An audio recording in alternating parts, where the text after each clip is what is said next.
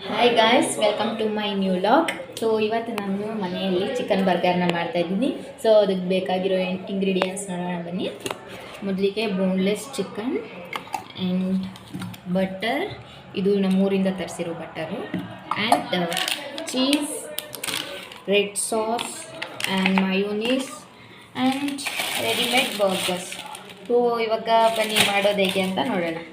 Of ಮಾಡಿ guys. ನೋಡಿ, boneless ಚಿಕನ್ನ first ಜಾರಿಗೆ ಹಾಕ್ಕೊಂಡು ಸ್ವಲ್ಪ ನೋಡಿ ಈ ಥರ ಚಿಕ್ಕದಾಗೋ ಥರ ಗ್ರೈಂಡ್ ಮಾಡ್ಕೋಬೇಕು. ಗೈಸ್, ಗ್ರೈಂಡ್ ಆಗಿರೋ ಚಿಕನ್ನ ಒಂದು ಬೌಲ್ಗೆ ಹಾಕ್ಕೊಂಡು ಸ್ವಲ್ಪ ಉಪ್ಪು, ಖಾರದ ಪುಡಿ, ಧನಿಯಾ ಪುಡಿ, ಸ್ವಲ್ಪ garam masala, pepper powder, 1 spoon ಶುಂಠಿ ಬೆಳ್ಳುಳ್ಳಿ ಪೇಸ್ಟ್, ಚಿಕನ್ ಕಬಾಬ್ ಪೌಡರ್,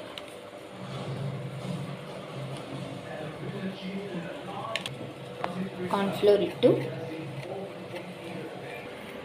ಇವಾಗ ಇದನ್ನು ಚೆನ್ನಾಗಿ ಮಿಕ್ಸ್ ಮಾಡ್ಕೊಳ್ಳೋಣ. ಕೈಯಲ್ಲಿ ಮಿಕ್ಸ್ ಮಾಡಬೇಕು, ಸ್ಪೂನಲ್ಲಿ ಆಗಿಲ್ಲ ಅದೆಲ್ಲ. ಸೊ ಚೆನ್ನಾಗಿ ಮಿಕ್ಸ್ ಮಾಡಿಕೊಂಡು ಎಗ್ ಬೇಕಾದರೂ ಹಾಕ್ಕೋಬೋದು.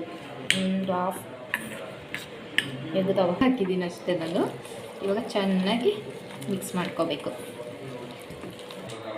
ಗೈಸ್. ನೋಡಿ ಈ ಥರ ಚೆನ್ನಾಗಿ ಮಿಕ್ಸ್ ಮಾಡಿ ಇದನ್ನೊಂದು 5 ನಿಮಿಷ ಇಲ್ಲ 10 ನಿಮಿಷ ನೆನೆಯಲಿಕ್ಕೆ ಬಿಡಬೇಕು ಗೈಸ್. ನೋಡಿ, ನಾನಿವತ್ತು 8 ಬರ್ಗರ್ನ ಮಾಡ್ತಿದ್ದೀನಿ. ಸೊ ಅದಕ್ಕೆ ನಾನು 8 ಉಂಡೆಗಳನ್ನಾಗಿ ಡಿವೈಡ್ ಮಾಡಿ ಒಂದೊಂದನ್ನೇ ಈ ಥರ, ಈಗ ಎಷ್ಟಾಗಲೇ ಇರುತ್ತೋ ಅಷ್ಟಾಗಲಾಗೆ ಈ ಥರ ಮಾಡಿಕೊಂಡು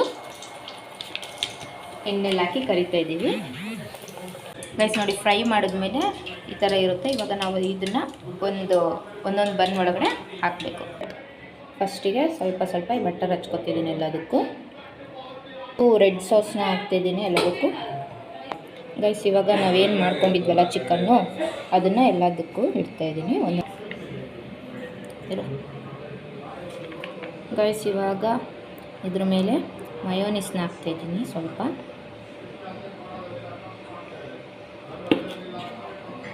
ಗೈಸ್, ಇವಾಗ ಫೈನಲ್ ಆಗಿ ಚೀಸ್ ಹಾಕ್ತಾಯಿದ್ದೀನಿ